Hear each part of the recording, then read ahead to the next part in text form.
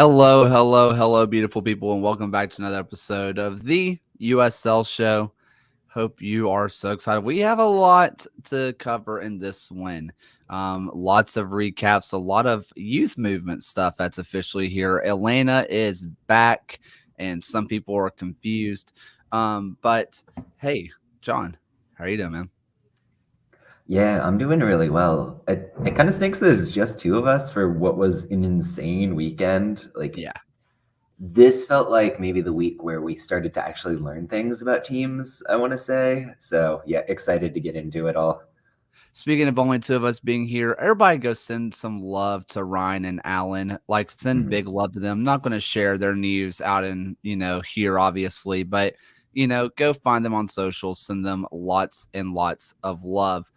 I want to do something real fast, and this is different than just our normal patrons, which includes, John Hunter, Frank Anthony, Aaron J, Christopher Cohn, Harry, Austin, John Fuller, Michael Fuchs, Joshua Duder, Noah Telford, and Alberto Aguilar.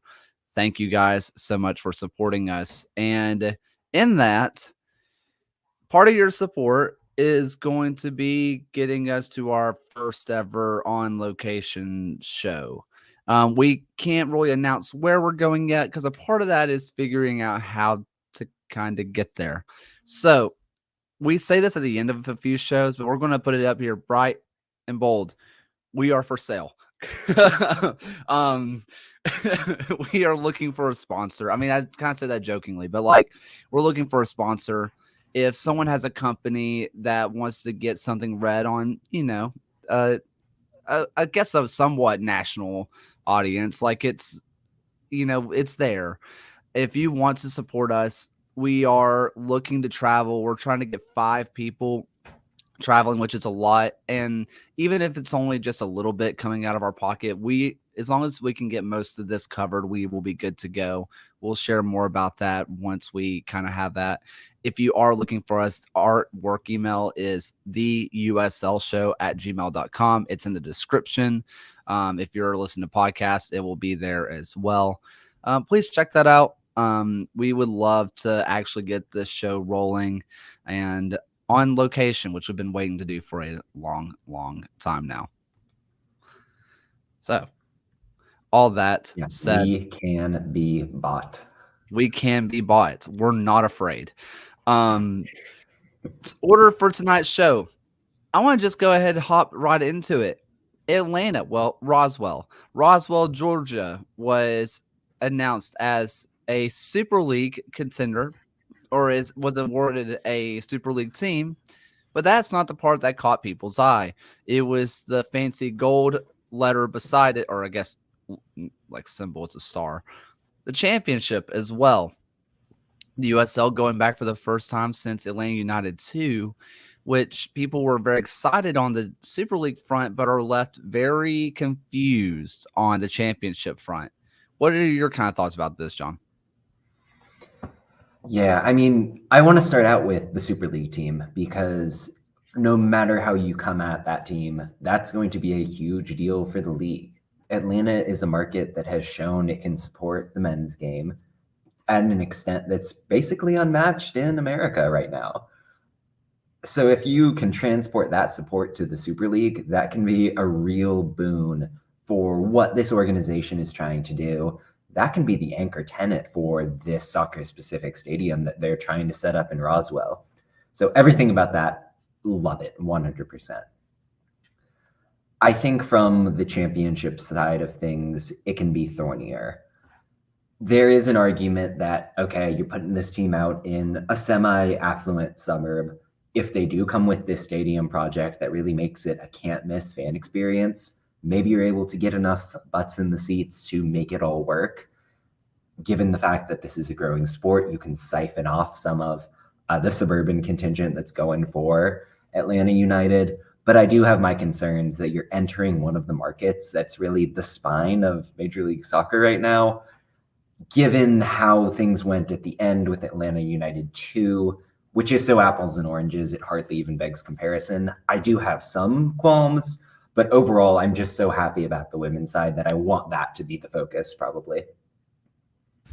Yeah, so I was a little bit not hesitant, but a little bit confused on a bit of location. Now, Roswell, I know is very close to where my wife grew up.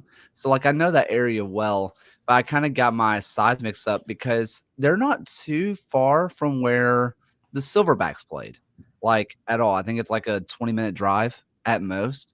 So I was thinking that maybe they would just kind of go to Silverbacks Park and do that and be like a spiritual successor, which it does. That's obviously not the plan. You mentioned a soccer specific stadium. I want to say this though. People and we get this moment in the chat. Edwin kind of talks about the men's side felt miserable. I I understand people saw the attendance. I do. But if you ever made your way down to Atlanta United to watch the games that Kennesaw, genuinely, those are some of the most passionate fans I had met. There were real 2 United fans. And it wasn't just a little, like they had drums, they did the whole thing. Like they were passionate about that group. There are people that want to support more than just Atlanta United. And as big as Atlanta is, I think some people don't fully realize how big Atlanta is. Atlanta's Mhm. a massive, massive, massive like city.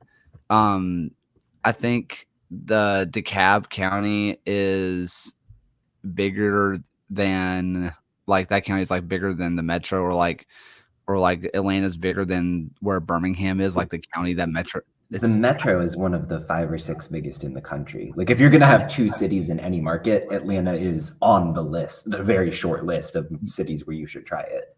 right. And the where this is as well is that it might be easier to get to than Mercedes Benz.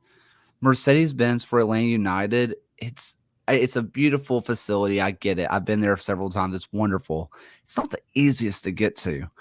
And so I wonder if this is going to be just more accessible for people. This is just going to be a more accessible place. And if you say, well, only 3,000 people will show up, it's like, well, that still puts them as one of the better attended teams in the league. Yeah, it's like, I mean, if you look at the numbers of some of the teams that have joined the league, like it's not necessarily that far from the standard right now. I Yeah. think from the league-wide perspective, what are you gaining from getting the Atlanta television market at the same time? Like we're in a place where that matters going forward for the USL from a corporate television, from sponsorship. So there's a lot at play here. Like I think my first reaction is I have questions, but I think the strategy behind letting them do what they're doing is sound. I think a big part of this is obviously Super League, right? And this is a genuine question. Are they allowing people or like cities to be only Super League? Because other than Dallas, Fort Worth, they're the only one that don't have an active team, but they will also have franchise rights. So are they only attacking cities that have current like franchise rights given out? Because it feels like they're trying to What's the create. deal with Fort Lauderdale? I mean, technically, I think that's Saint. No, wait. No, Am I because thinking there's of the a right? there's a separate Tampa Bay team, but they're not even owned by the Mm. same group that owns the Rowdies. So Right. yeah, but yeah, I Fort don't know. Lauderdale is distinct, I think. Okay. I mean, yeah. DC is only super. Technically, that's Right, you could say that's Loudon. Loudon adjacent. I Yeah. think that I think that might be loose. It's weird, but I'm excited on League part because it's Mhm. pretty well documented that Atlanta has been craving an NWSL team, and kind of the Southeast. That part of the Southeast has been anyway, and Arthur Blank kind of, drug his feet on it, and then it's a lot more expensive to get in NWSL. A lot more expensive. It's a lot cheaper to get into into the Super League right now for it to be the same level. It feels like this is on the women's front, like trying to win a market that should have had one a long time ago. It was hard for me not to look at both legs of this from a very soccer wars perspective right away, just because Arthur Blank has had the talk about, okay, we're going to bring an NWSL team here at some point. Just because the men's side, like the obvious conflict there, the fact that the Silverbacks once upon a time were in the market. I think it's important to look beyond that and understand, like, even if there is an NWSL team playing at Mercedes-Benz, I think that this team, if they're on the ground first in Roswell, doing what they do with a high level for the fan experience, that has a really strong argument for coexistence, given the Division One parity, given everything else in that vein. So, but again, I know I keep drilling home, but really bullish on the Super League side of this. Me too, especially if they can get the wheels really going on this. And granted, this would be way too fast, I think. But let's assume that they can really get it going. Atlanta's hosting part of the She Believes Cup. Like, soon. If they can put some feet on ground and get, like, Super League to Atlanta around there, like, even if it's just outside the stadium, set up somewhere, it's a little something to get the ball rolling on what's specifically a women's soccer group. That is a women's soccer crowd to go watch a women's soccer match, international match in Atlanta. Say, hey, professional women's soccer is coming to Birmingham. If they can somehow pull that off, boots on ground, I think that's a big win for the league. No, 100% agreed. Like, there's going to be plenty of runway for this team to have these opportunities, because Atlanta is that major market that is going to have major opportunities to kind of host the USWNT, really sell the game to fans of women's soccer. So you kind of mentioned Soccer Wars, and I didn't really include this on the order for tonight's show, but I kind of want to talk about it. The time where the USL was the bad guy, the big bad wolf, if you will, in the USL. The Red Wolves have announced postponements that are leaving Omaha like a month without playing a game because of changes and upgrades to the pitch and upgrades to the stadium, which I think there's a lot of interesting fronts on this one. If you're Omaha, you're obviously rightfully upset that you're not playing for a whole month. You're trying to find friendlies if you can find them anywhere to try to stay match fit. If you're Chattanooga, you're saying it's not our fault. Like, we're trying to make the stadium better. We're trying to build our infrastructure. Don't crucify us because we're investing. But this still just ends up with Chattanooga once again looking really bad. If you're Chattanooga, and what they cited in the press release was, okay, there has been a lot of inclement weather. We couldn't get the grass properly installed in the way that we wanted. Like, yeah, you probably needed to have contingencies in place and understand that this needs to be done a little bit further behind. No one else in the league is really ever having the same problem, and it rains in every market outside of Phoenix, probably. The thing for me is that Chattanooga FC started playing home games a couple weeks ago. They're going to have a month of doing that in MLS Next Pro, showcasing the fact that we're the same level as the Red Wolves now. Why not come watch the soccer that's being played? From a competitive standpoint, like, stinks for Omaha, stinks for the Charlotte Independents. The Red Wolves are going to have pretty mean fixture congestion later on in the year, right? Like, this is a team that did add a lot of depth over the winter, but with the League One Cup, or the Jägermeister Cup, rather, they're going to have just a lot to do late in the season, which, I mean, that's not going to play well for a team that was looking to have a comeback in 2024. I think the biggest thing that you mentioned there is the fact that their direct soccer wars counterpart, the thing that they kind of tried to kill, is alive. And you know what? Like they in their first MLS Next Pro match, they pulled almost 5,000 people. Like I think I think there was a world where Red Wolves ownership was kind of hoping that the move to MLS Next Pro would be the death blow, and they're still going just as strong. And now you're giving them a full month of playing at the same time for them to once again be the only show in town for a full month when that could have been avoided. And, there's a little bit of me that says, soccer karma, like the soccer gods kind of find a way. But also, I'm just, I don't, there's going to be a lot of crapping on ownership today. I'm just going to let that be known. But if you're going to like start a soccer war, you better be ready to fight it. It's not as simple as USL big and shiny, your NPSL team bad. We're better than you, because you built, all they've done is shoot themselves in the foot. I can't think of the last time Red Wolves have done something and I'm like, good for Red Wolves. Like they're doing something really good. I mean, they're building around their facility. When I went up there, they're really building around that area, and it's really nice. It's really cool that they're building apartments and stuff like that. Like they're trying to build up that area, but other than that, it's just constant just stepping on rakes. No, it feels like everything since 2022 has really gone wrong, like a real Murphy's Law situation where even when they're trying to make the right decisions, things are just getting in their way. And I mean, this is another example, right? Like, say it is just that rain has been the problem on the pitch. That's unreal, and it's yet again just terrible luck for the Red Wolves. Yeah, I want to, unless you have anything else on this, I want to move on to the new initiative that the USL is doing.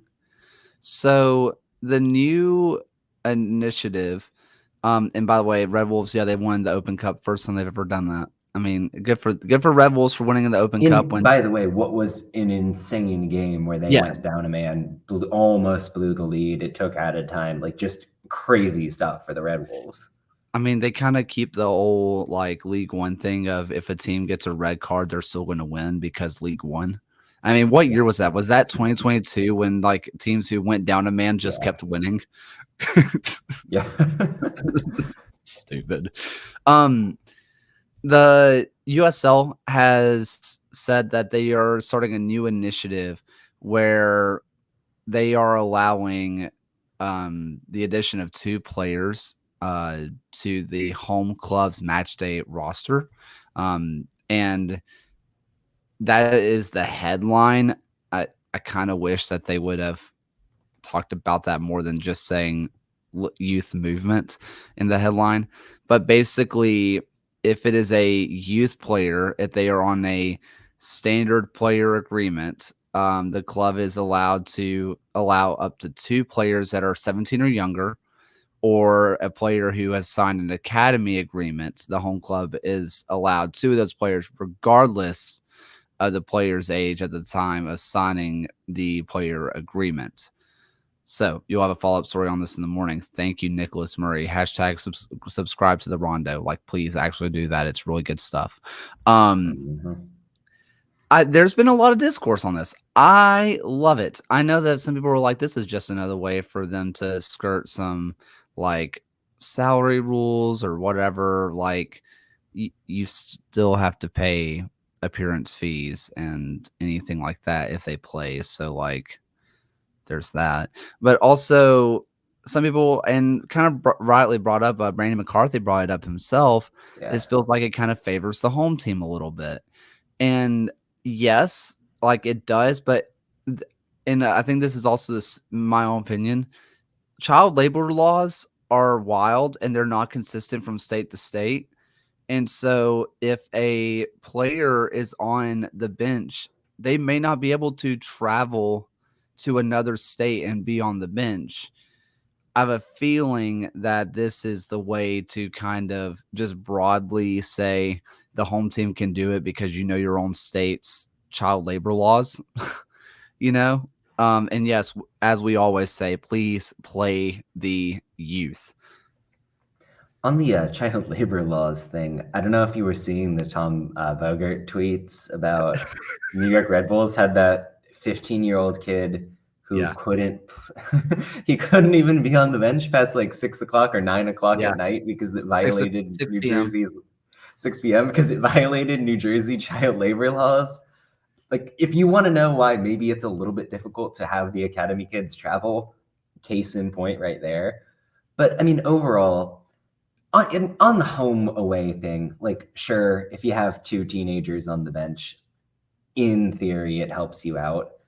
Those aren't players who are going to be used as tactical subs to change a game outside of the most insane wonder kid you've ever seen in your life. Like, I understand the sentiment of having warm bodies on the bench. Functionally, it doesn't matter competitively.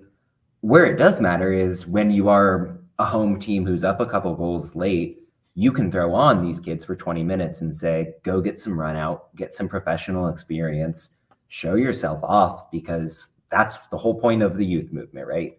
We want these kids in the shop window showing off that they can compete against grown men so they can be sold on and have better opportunities for themselves and benefit their club in the process. This is yet another initiative that really benefits that aim. Real quick, Pope, yes, we will talk about, I kind of want to get into that at some point. I think that's an interesting discussion. We'll get to that, I think, in a little bit. His question of, are more teams just playing a 3-4-3? We'll talk about that. Joshua Winder, good example. The biggest thing to me, and I need to check in the weeds of the rules, so I might just be talking out of it, if you know what I mean. But I don't think that players who are not on the match day roster can even go on the field before the game and like warm up with the players. So, or you know what I mean? So, like that's my understanding.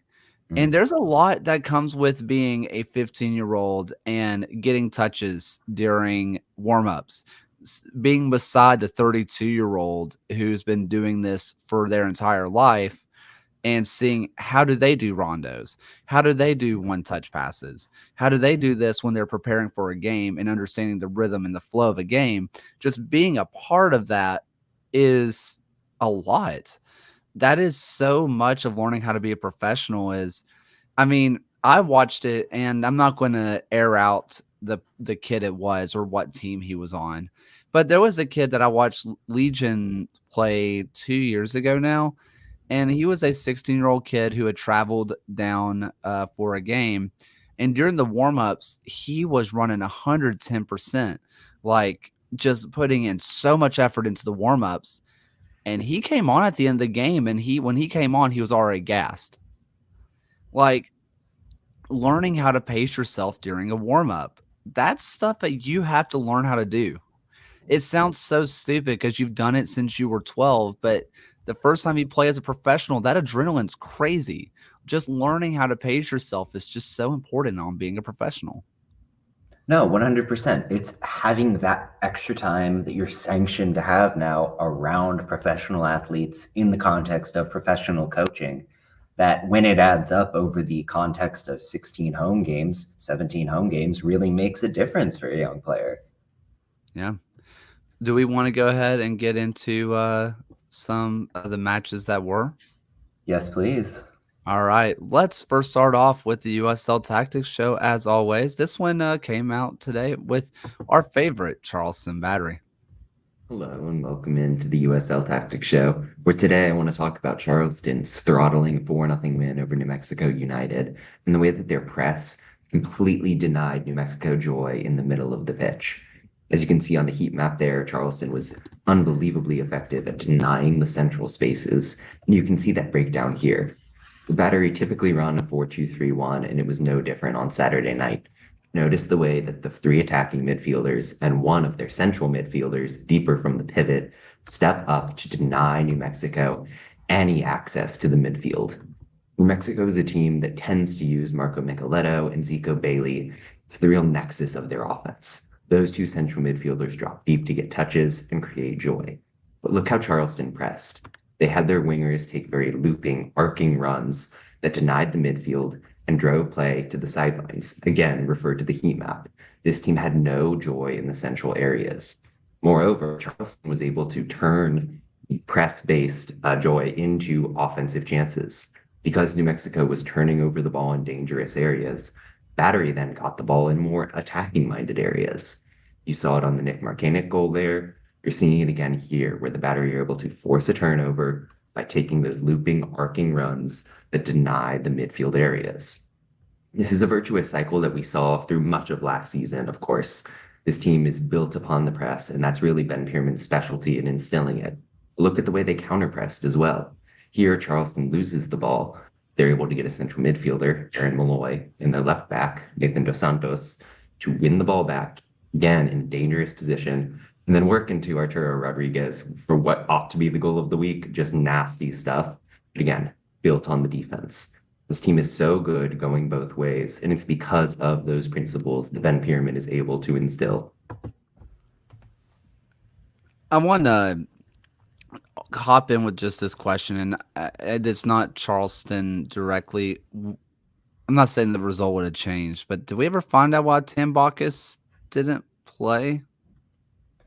I was asking someone about this on Monday. I didn't really find out an answer. Just unclear with the travel of it all. I know they've got Phoenix coming up this week. Probably just had a knock in training is what I'm assuming. But yeah, and someone who knows New Mexico can figure that one out. Yeah. I mean, that one kind of blew my mind because, I mean, Tambakis was on a heater, like an absolute heater. And I'm not saying that changing your goalkeeper automatically means that you give up 4 goals. I mean, but with the run that he was on, you feel like a few of those probably get saved. And just organizing the defense. So, that's just something to kind of talk about. But this, by the way, that one was for you, Ben Clemens, and Del Schaefer. We love y'all. One thing I want to really touch on with Charleston is, okay, I don't want to get caught up in the moment. This is week 3. I get it. They, as a fan of a team in the East, they scare me more than they did last year. I think they have more weapons in the arsenal this year. Like, not to say that this team wasn't really good and had a very varied attack last season, but when you think about the depth in the attacking line, the fact that you can just bring someone as explosive as Juan David Torres off the bench, the fact that there's that active competition between Nathan Dos Santos and Josh Strack at left back, so much energy, so much skill in the central midfield. The striker spot with Conway, with MD Myers, they feel deeper everywhere on the pitch, and it's giving Ben Pierman more weapons. There's not a coach in the USL who's better equipped to make good out of that skill, the skill that he has on this squad. I know that I think Louisville has taken up a meaningful step forward. We're going to get to some teams that are contenders, but Charleston, man, they are just amazing. The one thing that I think I said when we did our championship preview show was that, to me, the key piece in this entire Charleston team was getting Mark Segbers a full offseason. Yeah. Like, I mean, he's a big deal, and, it gets dropped into the chat. Aaron Malloy is ridiculous. We've been saying it since he was in Memphis, obviously, but he did everything for Memphis last year. And Ben Pierman getting him back is just disgusting. You talk about Segbers. When they traded for him at the end of last season or signed him from Miami, they had to play him as an inverted left back. So, like, he's a right-footed guy, and he can play the left back position. Having him on the stronger side has been immense so far and fits in with the way that Pierman wants this team to play. Really big deal. Yeah. In general, for New Mexico, I'm not too worried about New Mexico. That it just kind of that felt like a game that kind of was what it was. I don't really feel too worried in the sense because they've already shown us 2 good results. You know what I mean? Like if Is the Pittsburgh win a good result at this point? That's how I'm reassessing at this point, just given what we've seen from the Riverhounds. 100%, but going into Rhode Island, That's fair. that I mean, that's a very good point. Yeah. I'm willing to take. I mean, 3 points are 3 points, right? In Pittsburgh, they were what they were, but also going into Rhode Island was what it was. I'm willing to overlook this. Now, if the next game we get just leaky defense just over and over and over again, silly, sloppy fouls again, I might start to put the finger over the panic button. But yes, just week 3, this doesn't feel like anything for me to panic about yet for them. Phoenix is going to be a good test, just given the way that Rising can pick you apart with so much attacking talent, Panos, and in between the lines. So I think if they can not shut down Phoenix, but stem the tide offensively, that's probably the barometer I'm looking for New Mexico. I want to have a quick conversation about Vegas and El Paso. Vegas gets their 1-0 lead or gets their 1-0 win. And maybe I'm wrong here, but first win under Bautista. And it's a scrappy 1-0 win. And want to be happy for them. Raiko Rosarena looked like the happiest human of all time. That was just fun to watch.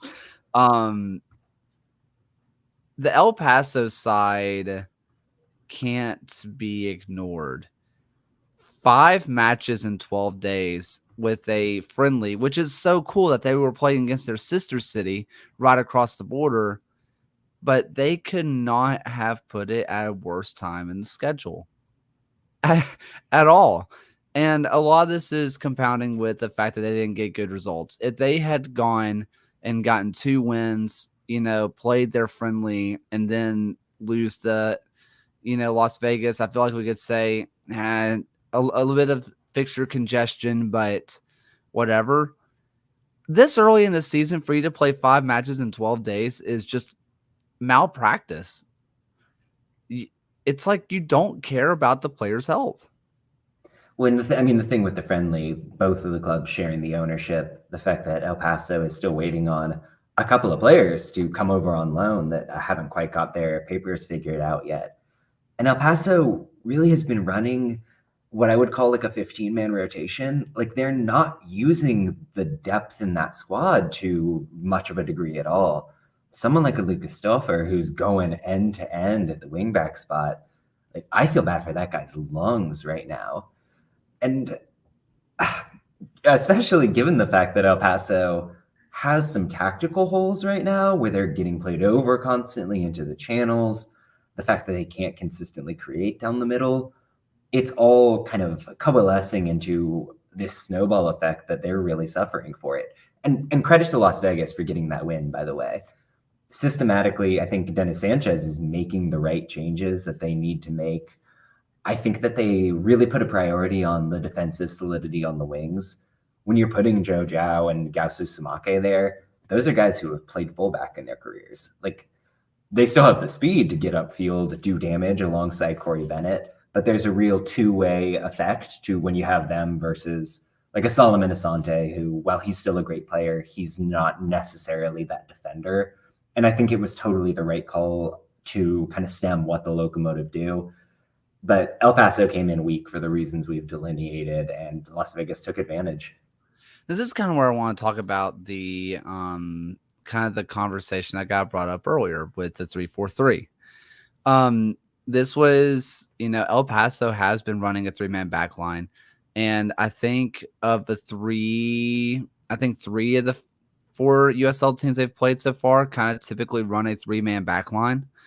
If I'm just kind of remembering off the top of my head. There's a lot of 3-man back line. And a lot of that comes down to the fact that Europe, you started seeing a lot more of it. And as all things go, tactics kind of work its way down. Like it is trickle tactical economics, basically. It starts up at the top and it slowly works its way around and works its way out. And a lot of times what you have is probably a fullback who has lost a step and they get to go play in the back line, and they have someone who is a really good ball carrying center back who can carry the ball up and down, who maybe is a midfielder, kind of like what we were seeing out of Pittsburgh with Danny Griffin. Like that's what they wanted Danny Griffin to be, was this ball carrying center back. It's not quite working, but that's what they wanted out of him. That's what Bob Lilly wanted. Or you could get, look at your Birmingham side, or I think even Lexington, if they're playing them, like Corrales. Like that is a fullback who has kind of maybe lost a little bit of a step, but still good with the ball at their feet, can get up and down the pitch. And it allows your wing talent, which there is a lot of it in the USL. And I think that's a big part of it. There's a lot of wing talent in the USL. You let your wings do their work, you let them eat a little bit. It just ends up being a very free-flowing system typically. And also when teams get their goal or two, it allows them very easily just to park the bus and don't allow anything. I think the interesting thing is that if you look team by team, Birmingham and North Carolina are the only two teams that have made the switch this year. But that's made the difference to get you over the 50% mark. Half of the league essentially right now is using a back three. That feels like a pretty significant marker at this point, right? And it's the reasons you stated. It gives you that extra set of feet when you're building out to have that possessive control.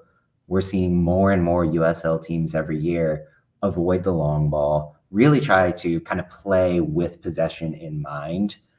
At the same time, if you want to get aggressive with it, those outside backs can push up, really compress the pitch, support a higher press. So there's benefits every way to kind of modernize the style of football you're seeing in the USL.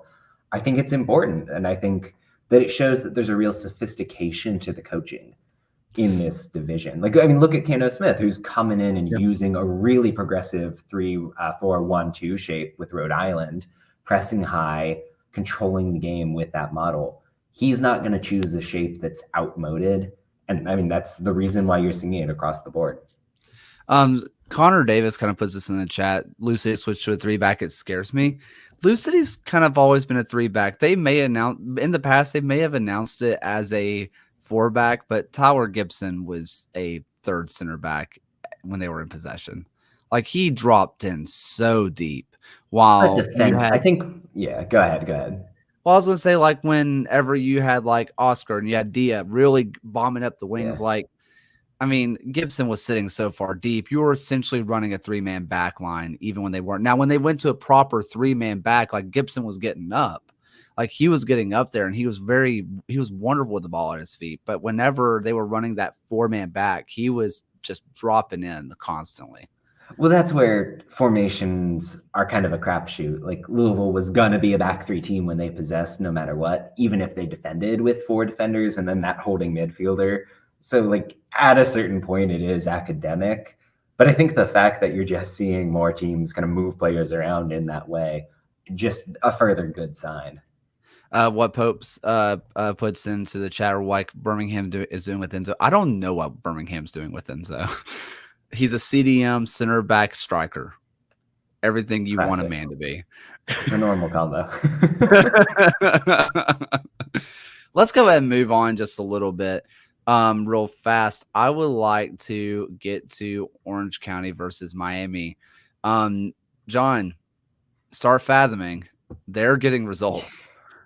Yeah, it's good when I get the quote tweet from Miami FC to tell me to start fathoming.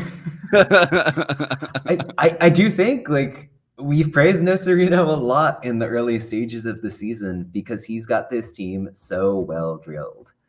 It's a more sophisticated style of soccer than I initially gave them credit for. In that first game, he came out and wanted to just play over the top of Colorado Springs, and that made sense for that game. Against Orange County, Miami barely played the long balls. They weren't route one. They really wanted to goad that Orange County press up. And when the moment struck, they were going to hit into Alan Gavilanes because he is unreal in transition. But that wasn't the only way that they could create chances or break through. Then you get into the defensive block. They've got that, I'm calling it a 4-4-1-1. Call it what you want. It's really compact. It's really hard to break down. Orange County kind of just living off of set pieces in a lot of ways at this point in the year, but you'll take it. Very cool for Ashton Miles to get the goal in that game. I've talked to Nicholas about this, in fact, and he highlighted in his young player spotlight.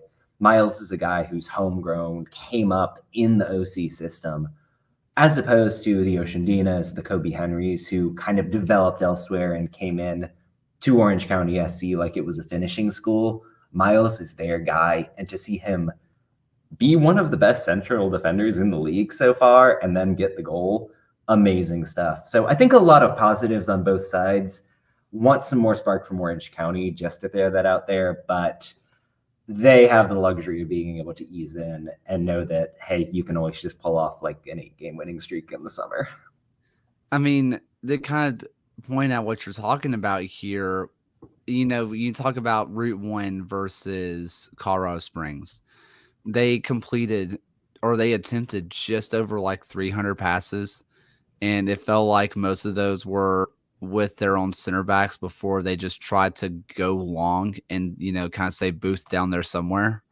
And against Sacramento, weirdly enough, it was a little bit more free flowing. Yes, Sacramento dominated the ball, but like it felt like Miami not comfortable, but they were there. To go from having just over 300 passes versus Colorado Springs to having over 400 versus Orange County, that shows that they, like you said, they're knocking around a little bit more. Mm-hmm. Unlike, and I say this because it works really well for Hartford. It works really, really well for Hartford. One thing that I noticed in watching Hartford early season is it's 1-2 touch, go out wide to your wings because you have Mitchell Galena and Deshaun Beckford, and you can do that. But it's 1 touch, 2 touch, 1 pass, 2 pass, go long. It's not that way for Miami. They seem like they can switch it up just a little bit, which I was very excited to see. And you invoked Andrew Booth. Shout out to his defensive solidity in the middle of the park for them. He's a player I kind of think of as a number 10. Like that was at least the rap on him coming up from Greenville. What he's done box to box this season, like the goal in the opener, sure, but solidifying in the middle of the pitch, unreal. And it's cool to see, right? Like it's the two Greenville guys that are the real standouts for Miami right now. I mean, it's always fun to see. And this is just another case of, and the USL Championship's gotten a lot better at this. So we're not screaming into the void as much as we were, but League One's legit. Like I think fans need to stop just being like League One, lower league. Like the gap's not that far. Like Booth was really good in Greenville, but he wasn't a superstar in that league, and he is more than contributing at the championship level. I think that should tell you where both leagues are right now. Well, if you think about this Miami side, Samuel Biak was an FC Tucson guy. Nico Cardona was with Chattanooga, right? Dalton Knutson was Tormenta. Gavilanes and Booth we talked about. On the bench, they had Michael Vang, who was in there. Gabriel Freitas was a Tormenta guy, I want to say. Another Tormenta guy, yeah. Like that's more than half a dozen players from Miami were born and bred in League One. That's amazing for this league. Not to mention, like last year, Jake McGuire was another League One guy. There was another League One guy that went down there. That was, I think, once again, Tormenta. Like, Miami tapped into that pipeline a little bit harder than everybody else, and I think they're finally starting to see a little bit of the fruit of the labor for it. Something I said last year or earlier this offseason when we saw Miami kind of going to what they're doing right now, they paid a lot of money to get average results. They're paying not a lot of money right now if they're going to get the same results out of a lot less money. That's a win for ownership.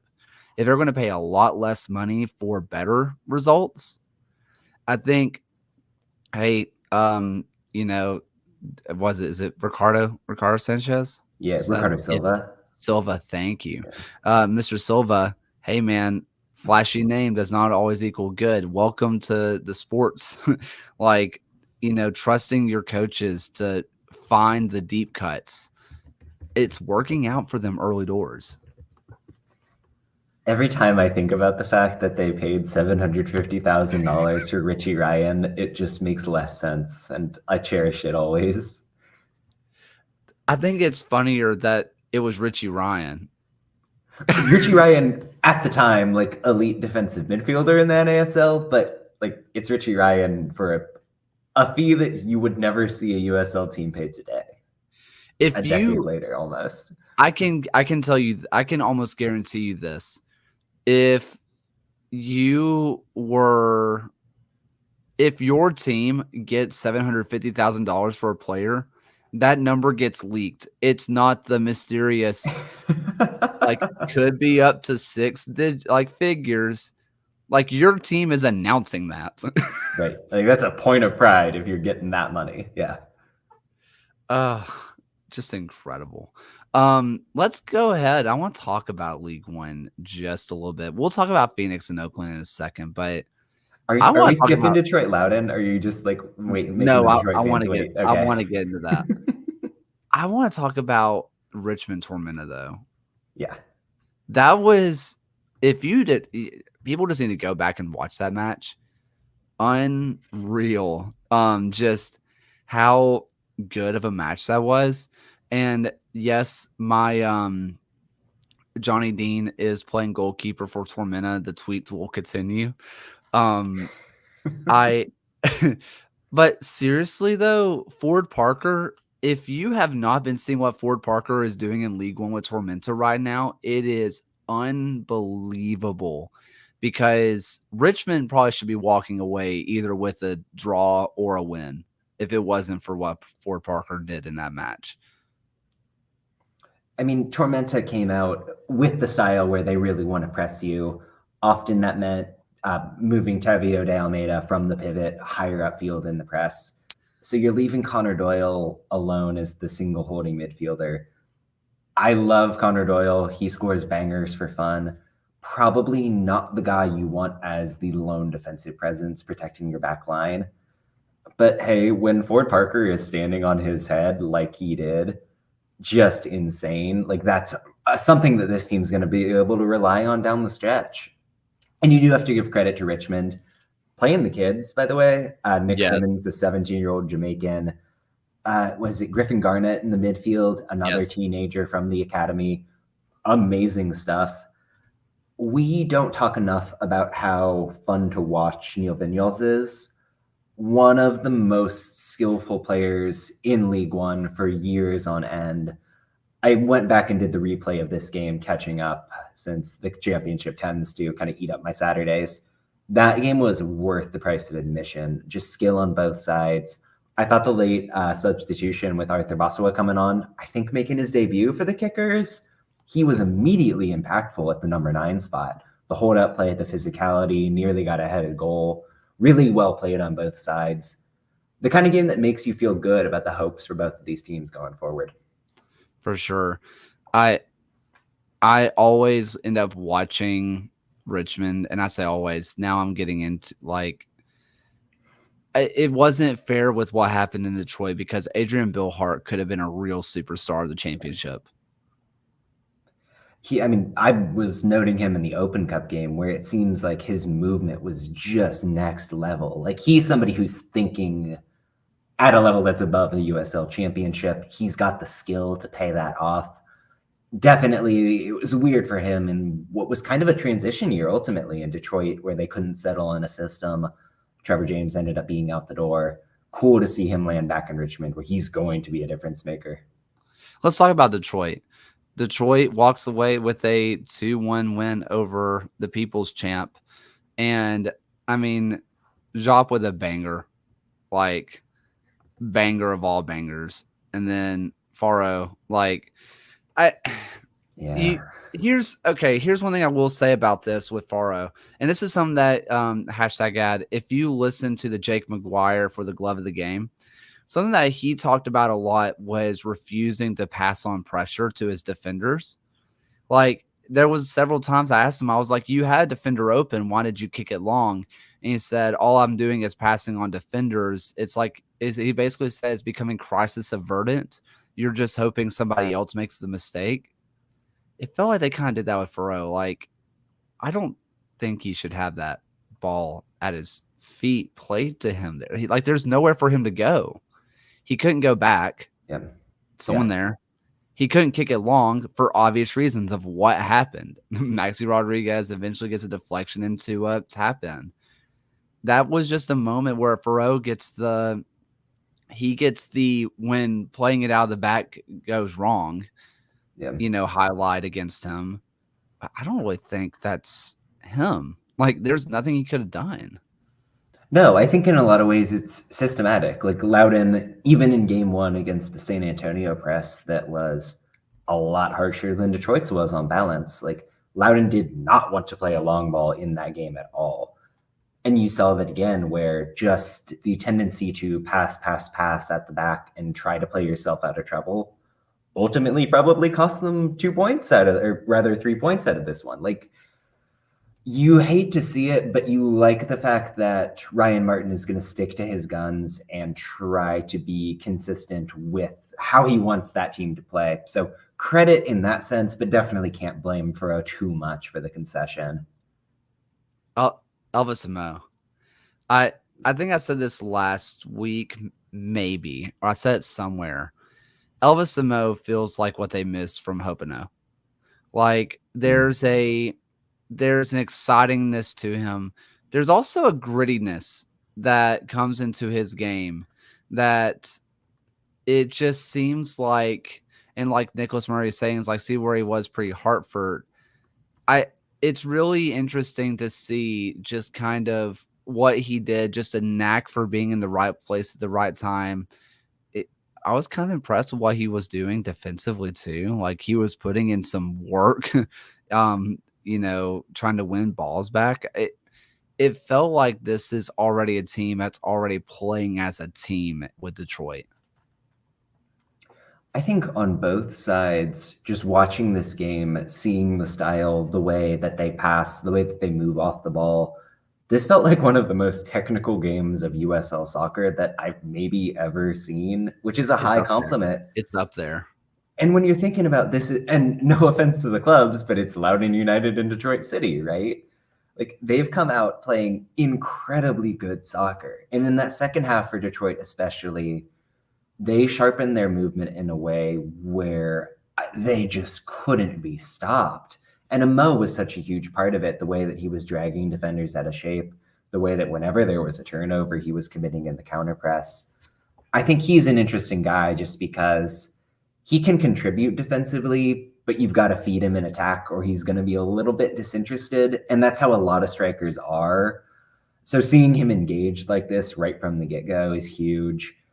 I'm loving everything about Detroit right now. And they've not even needed Steinwasser to be Nate Steinwasser to get there already. So when push comes to shove and they're playing against the Charlestons and the Louisvilles, they have that extra level where, listen, you've got probably maybe the best goalie in the league right now with Nate Steinwasser, on top of the fact that they've got a banging 10 outfield players in front of him, really high on Detroit. I want to kind of go to Loudoun just for a second. Yeah. I think a lot of people are going to look at underlying numbers and be like, they're not creating a lot. They're not doing this. They're not doing that. Their hot start's not sustainable. It's just like last year, Loudoun. Despite their underlying numbers, when I say underlying numbers, typically you're looking at your XGs, your expected goals, your expected assists, just general presses per defensive action or, that kind of stuff, right? You're looking at that kind of stuff and saying, is this sustainable? Compared to last year, despite the underlying numbers not looking amazing for the output they're getting, this looks sustainable. This looks like this can be repeated. And like you mentioned with Zach Martin, he's going to sustain what he's doing because he's not changing it. He doesn't care. He is going to keep doing what he's doing. And if anything, I think there's something to that in the fact that if it's not working, he'll find a player that makes the system work. Well, it's been interesting to see the way that like players like Wesley Leggett, who were nothing more than a super sub last year, have become key contributors to the point that you didn't put Cristiano Francois right back in the lineup when he's back from red card suspension. That's a vote of confidence, but it shows the fact that there's depth here. And we've talked about it ad nauseum, but the difference between this Loudoun team and the one that hasn't been able to sustain is the fact that you've got McCabe, you've got Skundrich, Erlinson and Hughes have been unreal at center back. There's a spine and a sense of, I don't know, control. Like these are error-free players in a lot of ways, and you've never seen that from Loudoun United before. So it makes you feel good going forward for Ryan Martin and co. I want to quickly, super quickly hit Lou City versus Pitt. Yikes. Out of Pitt. I mean, look, all credit to Lou City. They look every bit of being the juggernaut that they are. They look like they are fully back. But also, Jesus Christ, Pitt. Also, listen, I want to just go ahead. I want to beat the allegations. Kizza is the guy who scored the 3 goals versus Birmingham in the playoff game, 2 years ago. So before it comes off as salty Birmingham fan, yes, but also no. With how things have started for Pittsburgh, I don't think Kizza can taunt the Louisville faithful after scoring their first goal of the season. I will say that Kizza was maybe Pittsburgh's most engaged player, and I'm choosing my words carefully because I don't want to maybe say good. But I think if you're Pittsburgh right now and anyone is taunting any fans, that's a bold choice. You want to have the confidence, but you got to back it up, and they are not backing it up. To what Connor Davis said, Bob Lilly had a 25-minute conversation with the team on the pitch. That's the shortest Bob Lilly conversation of all time. Yeah, that's a likely place for Bob Lilly to be. At times, Louisville looked like they were playing with their food, especially the last goal. And you wrote about this, #ad. But it looked like they were playing with their food. Yeah, well, for Pittsburgh, there was a 20, 25-minute stretch coming out of halftime where they really started to press. They got their teeth into the game a little bit. It felt competitive. And then Louisville realized, wait, our counter press is amazing. Ray Serrano is tearing it up in the middle of the park. They can't beat our center backs. We can just grab this game by the neck and really just take it to them. It was encouraging to see this team find the goals. There was maybe a lack of chemistry up front between Serrano and Harris and Perez in that El Paso game. They could have got a couple more for me against the Locomotive. And by the time they were in the second 45 against Pittsburgh, they were clicking in a pretty meaningful way. It's hard for me to see a team that's clearly better than Lou City right now. They feel like they've got the players, they've got the system. This is the year that they're really going to reestablish the fact that we're Lou City, we're going to the conference final, and we're going to deserve it. Quickly, let's go over to Oakland Phoenix, where Phoenix finally looked like kind of last year's title run Phoenix, where you mentioned Panos earlier, where he looked unbelievable. And Paul Blanchett is in typical Paul Blanchett mode, where he's just standing on his head and just stopping everything. I feel, how many times last year did we say, oh, Oakland lost 1-0, Paul Blanchett had 12 saves? When he's the wall. Yeah. It's another game like that. Phoenix, I'll be honest, I know the questions we said earlier was where the goal is going to come from. I also trust that this team is going to create enough chances that goals will come, and they finally did. Oakland, a team that you said early on, you mentioned the chameleon. They can kind of just form into anything. They barely created anything, and the only thing they created, none of them were on target. are you like worried about Oakland at all, or is it just we're like it was just a one-off thing? So Oakland last week got hit with some sort of illness, some sort of flu bug where half the lineup was out. This week they're missing Tamakas and Nabil Hackshaw with international duty. You have to put a Cam Riley, Daniel Gomez pivot is just not what you want to see if you're trying to move the ball at all. And the fact that they couldn't break Phoenix's press to save their life was kind of game over from the get-go in this one. And credit to Phoenix, who took full advantage. I think for Rising, the interesting thing offensively was the offense was more than just Panos and Rito on the right. Like Armanakis was able to dish the ball out to Juan Azakar from that left wing back spot. Then Armanakis had the freedom to make those runs like you saw in the game-winning goal. If he can go and get into the box when Derek Formella just isn't doing that, or Remy Cabral doesn't quite have the chemistry, that's going to give Rising that secondary scoring that they need to pay off the abundance of chances that they're creating. I think that for Phoenix, like that Monterrey game where they really laid an egg was probably an aberration. This feels closer to the level for them, and it should have Rising fans feeling pretty good because I thought they looked immense. Yeah, I mean, to be fair, this is kind of what we saw in their first game versus Birmingham, where they were creating chances like crazy. It was just where the goal's going to come from, and everything just felt like it was coming from a wide area. I mean, yeah, you mentioned Formella, winger playing up top because he's a winger who's playing up top. It is hard. I mean, Juan Azakar, the fact that we're not saying Loney Juan Azakar is kind of weird to me. I feel like that one's just weird, but I mean, he's great. I love watching Juan. He is so much fun when he is himself. There's no one else like him in the league, and he's just so much fun. I mean, the fact that they've got Azakar and Rito back together after what they did in Oakland, like that's going to be a weapon. Everybody knows that those two are an offense in and of themselves. So really fun to see Azakar healthy and playing after whatever happened in San Antonio. Nicholas Murray kind of put in there right now. Matt Van Oekel is going to be playing the Paul Blanchette role this season. 19 shots on target allowed by Legion, have only conceded the one goal. Yes.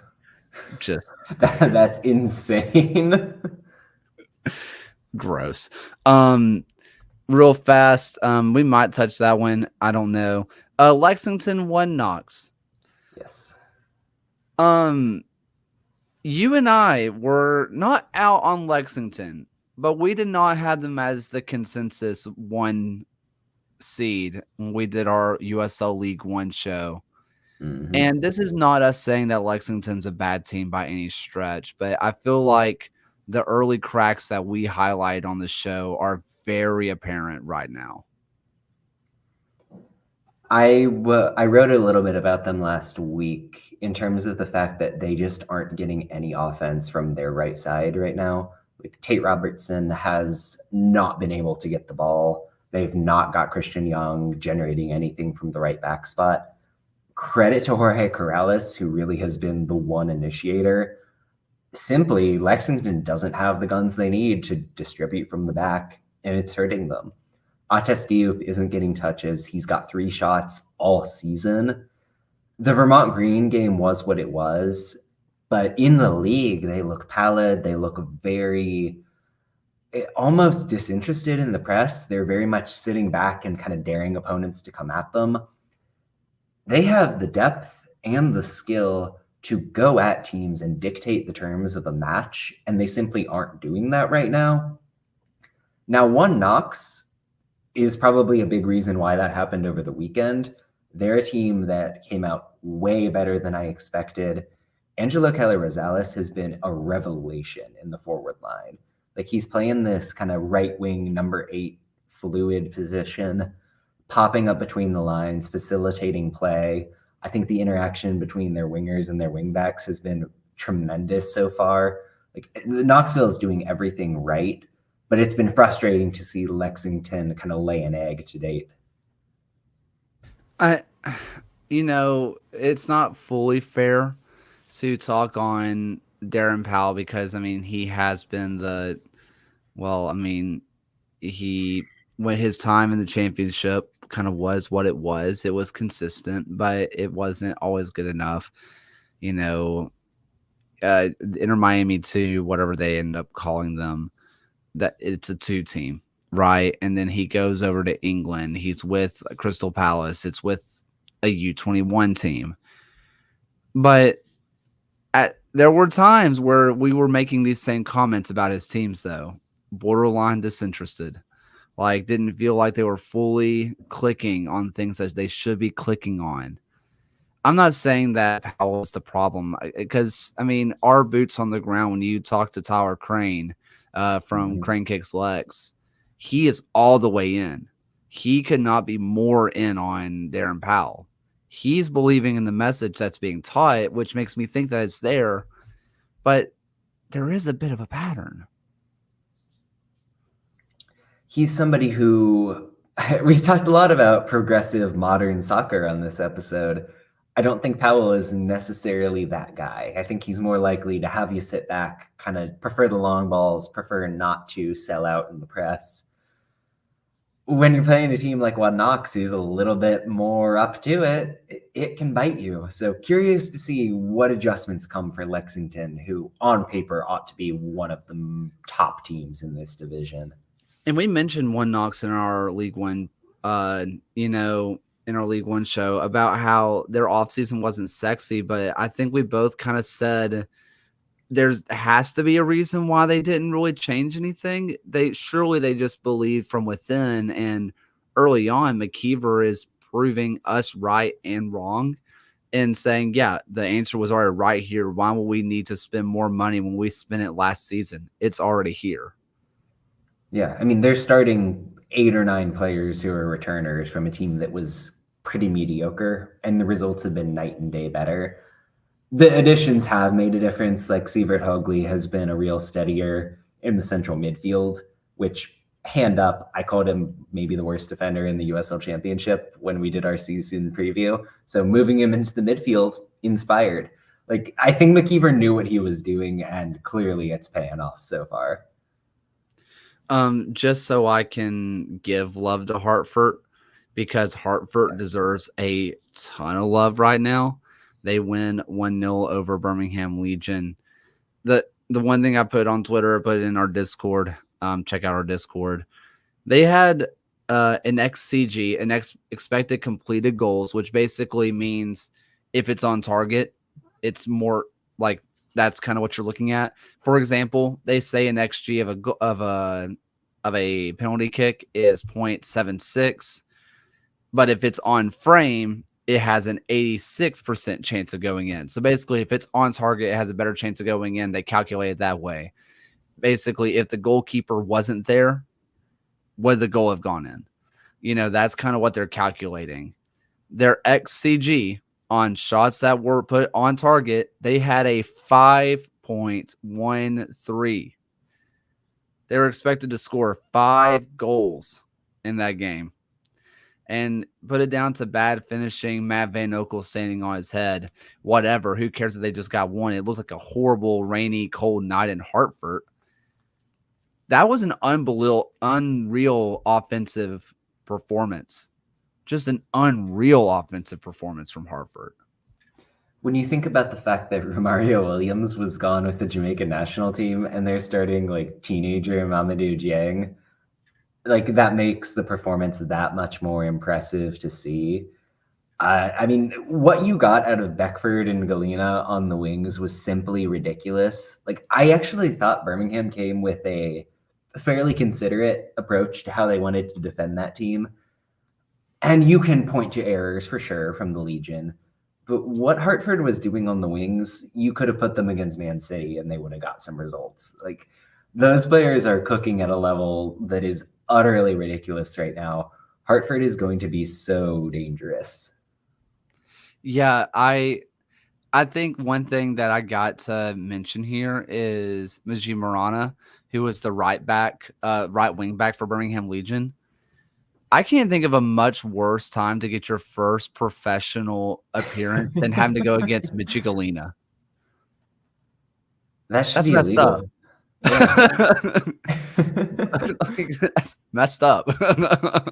And we got to give credit to the Team of the Week player from Hartford here in Anderson Asiadu, who For sure. clearly came out just passionate. He was dominating the central midfield. You can talk on that, but I was happy to see him really have a banger of a game. The scoop assist was gross. Disgusting. It was unbelievably good. Anderson almost had a real nice goal. Matt Van Okel denied him as well. Yeah. I mean, Anderson was distributing the ball well, just defensively, just great, connecting the play so well. It sucks to be on this side of it, but also it's so nice to just see him playing again. I think a lot of the USL forgot just how good Anderson Asiadu is, and he showed it. And I'm just saying, maybe it was Legion not letting him fully spread the wings. He didn't have that kind of assist in his locker last year. And if that's what Brendan Burke is going to be getting out of him this year, whoa. Yeah, I mean, I think that's sort of the beauty of putting two kind of number 6, number 8 players next to each other, is that they've got that give and take. And Asiadu clearly feels pretty liberated to, like you said, spread his wings and kind of be creative, which, hey, if he's got it in his bag, let him do it. Yeah, no kidding. Yeah, it was just a fun match. I don't want to, this is not to me being too salty or anything like that. Like I do want to say that outright. It's kind of hard for me to tell what went fully wrong on the Birmingham side, because a lot of the things that I was looking for, the cameras just weren't picking it up.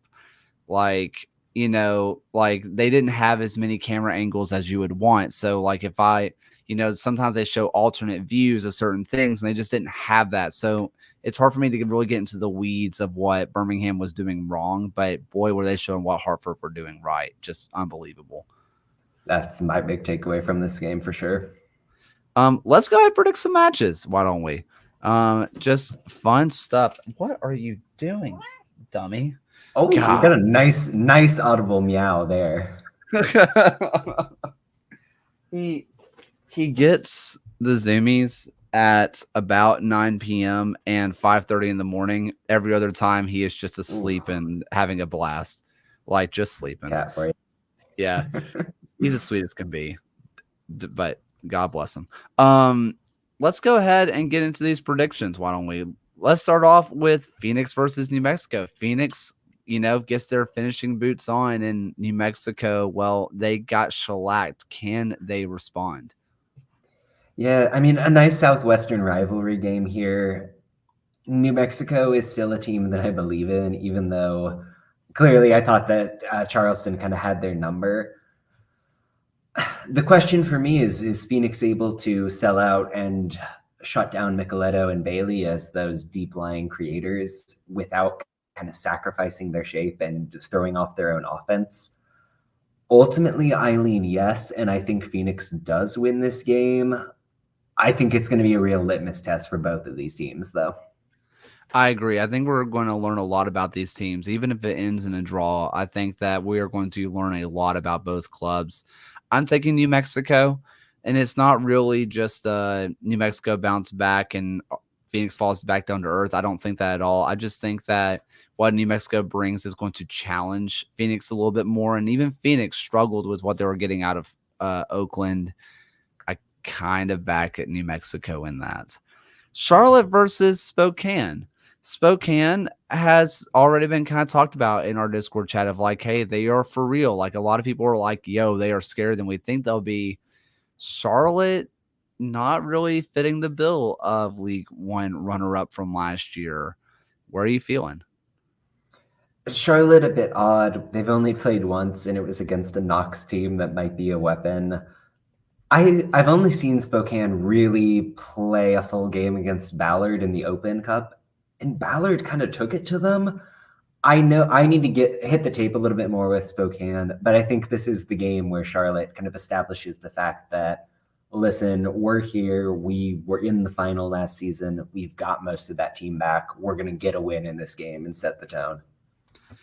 For me, I'm taking Spokane because they just haven't played, or Charlotte hasn't played as much, weirdly. I feel like Spokane's more into the flow of the season at this point. Darling, he's been okay for me. It kind of is what it is with him. Louise Hill is ridiculous. Just absolutely ridiculous. And Lewis and Denton have been an incredible, just, holding midfield pairing. That if Charlotte is not quite up to the true match fitness quite yet, those two are going to be a handful. I kind of lean Spokane for that win. Next I will up, say real quick that I'm lifelong Andre Lewis fan club, and I love to see the King getting his starts. yes. Let's go ahead and go to the all green derby. There's a name. It's the Geo Tyler derby. Yeah. It's I mean, it's Lex Luthor versus the best hair in the game. Lexington sputtering, and Greenville looks solid. I'm really happy with what Greenville's doing early on. Greenville looked stifling against Forward Madison. Like defensively, they're as good as they're ever going to be. I think this is maybe the game where we're gonna we got Zion Scarlett having the breakout in week 1. I think either him, Ben Zakowski, Mohamed Seye, one of those young forwards is going to have himself a night. I don't trust Powell to make the right changes quite yet. Like, I think that this team needs to dig themselves a little bit more of a hole before they make the corrections. So I'm going Triumph outright. Me too. The 1 or the 0-0 draw against Ford Madison, you can say, well, Greenville didn't really create a whole lot. Their XG is inflated by a missed penalty. They forced Ford Madison to not do anything. And versus a Lexington team who has not done anything in terms of creating chances except for their, whatever they did in the Open Cup, that was just pure vibes. I think that this Greenville defense alone is going to lock down Lexington. I'm taking Greenville. Were they my lock? They were not my lock. Came close though. Tampa Bay versus Rhode Island. Tampa Bay, hey, like they look like they can be dangerous. And we talked about it last week. Forrest Lasso looks like he's Forrest Lasso again, going against Rhode Island, who gets a 2-2 draw against Monterey. But this is not your preseason Monterey. Monterey looks like they are for real. Tampa Bay, Rhode Island. What'd I say? You started talking about Monterey. Oh, never mind. I got the drift. I zoned. Yeah. Small recap to do the preview. Yeah. I'm getting confused because we got maybe have Monterey coming up in these predictions. So yeah. I got my zone switched. But in any event, Tampa Bay against North Carolina, a team that presses in a 3-4-3 that is not dissimilar from Rhode Island's. They held the Rowdies to 0.2 expected goals last week. Tampa Bay just could not break them down. Granted, they did get a goal from the one sequence where they were able to get Lewis Hilton dictating play from the middle. We're going to need to see more of that. Rhode Island, the big question mark is Koke Vegas' health after the injury at the end of the game on Sunday night. Even without him, I think that they're really well set up to go and win this game. I think they're motivated to finally get that first win on the books. I'm going Rhode Island pretty confidently. Don't forget what Jackson Lee is, by the way. I mean, Jackson Lee was a first-round pick goalkeeper. MLS teams don't take goalkeepers in the first round. Like, he's real. And when they do, they go and sign Hugo Lloris and then release the guy. Yeah. I mean, if it's me, you know who I'm taking, and it's not Hugo Lloris, but whatever. But, Forrest Lasso, we talked about it last week. Forrest Lasso looked like Forrest Lasso again. Tampa Bay looked okay, and they look good defensively for me. But man, Rhode Island just presents such a different tactical approach than you're going to see in a lot of the league. Like, you can do as much film study as you want. They are just bizarre to watch in the best way possible. I have to pull this one up. I went with Tampa Bay, and it's for no other reason than Tampa Bay's at home.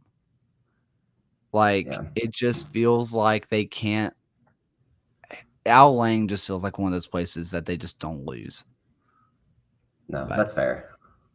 You mentioned it. We got there. San Antonio versus Monterey Bay. San Antonio, hey, they're doing their thing, mentality. They're all about the mentality, as we all know. Colorado Springs, they beat them 2-0. They kind of continue from their come from behind Tampa Bay game. Meanwhile, like I mentioned, this is not your preseason Monterey. Monterey looks really freaking good. This is going to be a real interesting one to see how these two bite it out. I'm so excited for this matchup. I think Monterey Bay, the way that they're able to have their midfielders control the game, that Baca, Fair, Adrian Rebelar trio, that's going to do a lot to beat the new look San Antonio. You're going to need a good performance from that back line. You had the gaff, right, where Guzman and Kai Green just couldn't quite handle Aberdiqua twice over, and it made the difference to ultimately lead to a draw. I think I trust San Antonio to really try to make a statement here. So that's not to disparage Monterey Bay, who I'm 100% in on, but I have San Antonio getting this win. If you look at our predictions that we put in our Discord, I put Monterey with a question mark. Yeah. I'm like not really sure, because I trust in what San Antonio's doing. There is something to be said about long-term success. It's the same reason we just kind of blindly trust Lou City good. Like, it's the same reason why we blindly trust Bob Lilly good, and why the beginnings of the season for Pittsburgh are so shocking for us, right? Until Marcina and co. prove to me that they're bad, it's hard for me not to trust, right? But God, Monterey Bay looked so good. I'm taking Monterey Bay because I feel like what they're doing is sustainable. I feel like it can be repeated, and I'm really intrigued to see what it is. This is my personal game of the week. I think I'm probably with you on that. Yeah. Yeah, this is a good one. This and Knoxville Tormenta I'm excited for. Knoxville Tormenta, I'm excited to see if Tormenta can really continue, especially with Coley gone. I know he was gone before, but also, or will he be back? I know he's on international. If he's back, he's going to get limited play time. But, that's going to be an interesting one. That one's fun too. Can I just shout out Philip, or he goes by Ajmer apparently, Ajmer Spengler, who is ridiculously good on the wing for Tormenta. He got a really nice goal, or maybe an assist, against Charleston in that preseason friendly right before the year started. Mm-hmm. He got an assist in their latest game. He's on fire so far. Yeah, he's unbelievable. Another just must watch. Shadow Wolf, we've already done the Phoenix, New Mexico. Just go back just a little bit. It will be in there. Yeah, there's a lot of good stuff going on right now. Just so much good stuff around the league. Yeah, lots of that we talked about. Heavy hitter of an episode. So yeah, final thoughts for the night, unless you have another USL. No, I got nothing more USL wise. Final thoughts. Been a busy stretch for me. Just been trying to chill, keeping up with Shogun. Started back into the revival of the old X-Men animated series on Disney Plus. They brought that back from the grave, and I don't know if it's like good necessarily, but it's like comfort food. So enjoying that. Yeah, it's kind of like I know sometimes we just kind of put on like reruns of Friends and stuff like that. Right. I don't actually watch it. it's just background sound because it's there, and I just kind of it's there for me. Yeah, I mean, this is like I've read the comics, I watched the old series, like just seeing this stuff, like I know where it's going already, so it's just like I zone out and I'm watching, but not really. Fair. Yeah. No, I need to watch Shogun. I always tell myself I need to watch Shogun, and I still haven't watched it, but I need to watch it. But also need to watch both Dune and Dune 2 because I feel really left out. You kind of missed the cycle on Dune 2, so if you just hold strong for a little bit more, you're going to be good. See, I kind of did the same thing with Ted Lasso. I still haven't seen it, and I feel like the wave is gone, so I've forgotten that I haven't watched it, and then I'm just like, I need to watch it. Yeah, like the statute of limitations is passed. Like you don't have to do it anymore. Yeah, true. Let's see. My interesting. Tomorrow at I don't have to teach band or Spanish because I have been voluntold to play it in a volleyball game. This is the most school, like you're teaching kids thing ever. Yeah, they were like, they walked up to me and they were like, "Hey, wear red tomorrow," and I was like, "Is it Red Ribbon Week? Yes. Like, what's going on?" They're like, "No, you're playing the senior boys in a volleyball game," and I'm like, "Why am I doing that?" And they're like, "Because we raised money for the library." And I'm like, "We did what?" Well, you've got the height. You're gonna be spiking it in these kids' faces.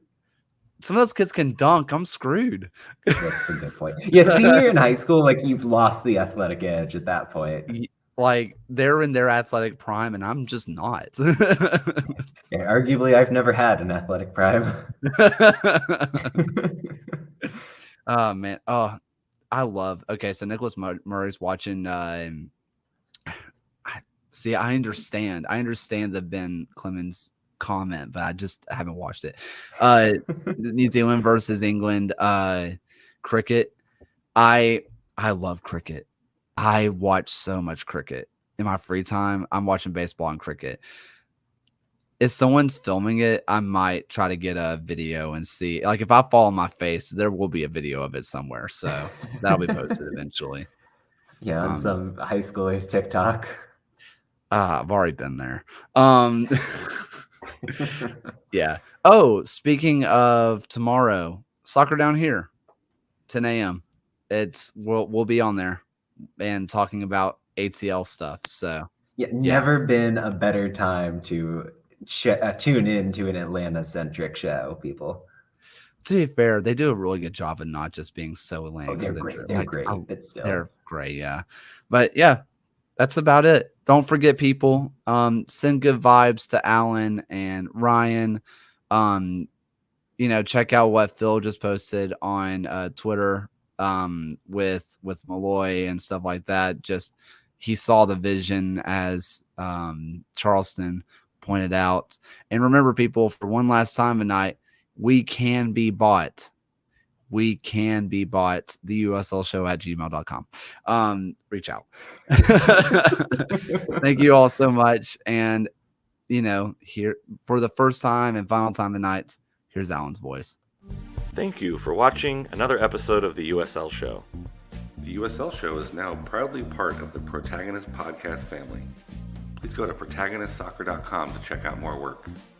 Thanks for stopping by. We'll see everyone again next time.